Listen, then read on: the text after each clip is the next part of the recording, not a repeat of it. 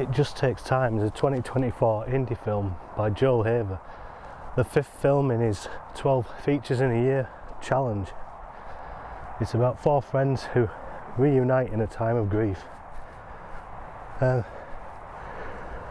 It's a film that I'd put off watching for a while because I read the synopsis and some of the comments and I thought it's going to be quite heavy, and I wasn't in the mood for it.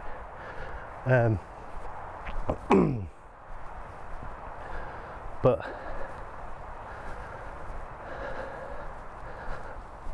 I'd kind of forgotten that it's an indie film. We're talking about an indie film here, not a Hollywood film. I was just thinking in terms of, if I watch a Hollywood film that's about grief and it's a heavy sort of thing, it just ladles it on and ladles it on and ladles it on, and then there's a big scene where you're supposed to cry and you kind of feel something for a bit, but you just really feel numb because it's not offering you anything else. So I'm kind of disappointed that I didn't go into this expecting more than that, because what it gives you is a whole lot more. It's not just one person's grief or one kind of grief. It's 4 different distinct characters who all got their own problems, and they're all dealing with this one instance of grief, and it's like a vast canvas of emotion as you spend time with them and get to know them. And it's like with those films, it'll tell you to be sad, and then there's one moment where it'll tell you now's the bit to cry. But this film, it has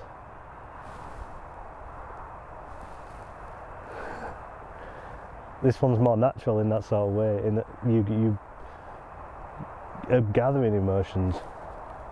You're gathering emotions as it goes along, and it feels more like it's sort of pushing you to the edge. It's overwhelming you with emotions, and you're so teetering on the edge that you can be pushed over it by just a tiny moment, like a cursor on a screen, or a firework going out, or a person's name. Just these little moments, and suddenly you're not sad and you're not happy. You're overwhelmed with emotion. It's more like a euphoric state that you're in, where you suddenly feel alive. You feel in the moment, and yeah, I haven't felt like that for quite a while watching a film, and it's like the sort of thing that you don't realise that you're missing until you see it again. And I love that there was the visual aspect to it as well, that almost every scene, especially in the early section, is cut short or interrupted. A wave crashes and interrupts one scene. Sentences are unfinished, things are unfinished. It's constantly reminding you of the impermanence, is that a word, of life, and that things can go, things stop, things don't get finished, potentials aren't reached. But it's not done in a way that makes you feel sad or heavy, because everything's so tranquil. It's like, it has the feel of a early David Gordon Green film, where life's going to go on regardless, and it's fine.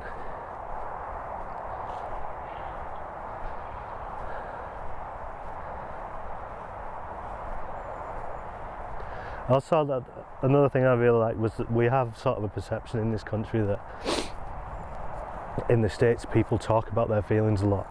They're very, very open about them, and they're all in therapy and stuff like that.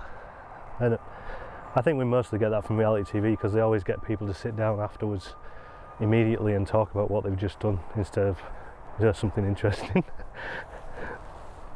But yeah, this film feels much more like the world I live in, where you'll be walking down the street and there's an old man there who can barely walk, and you go, "You alright?" And they'll just go, "Yeah, mustn't grumble."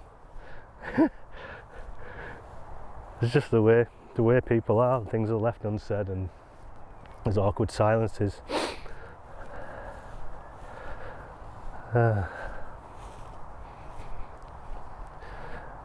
the sort of the grief angle as well, I think it always feels like that's treated as a universal thing in other films, but it's not just grief. It's like sometimes you wake up and just think, why am I bothering?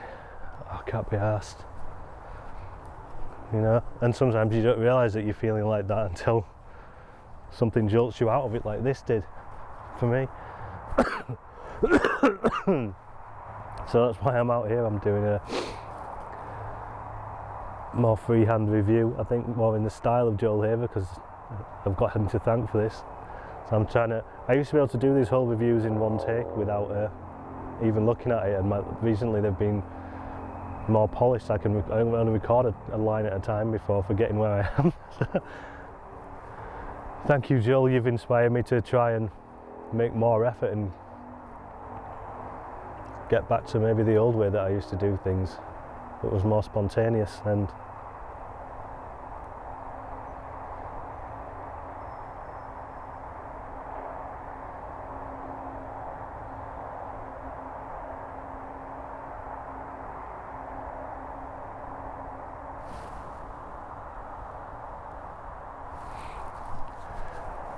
as always, the film will be in the link below.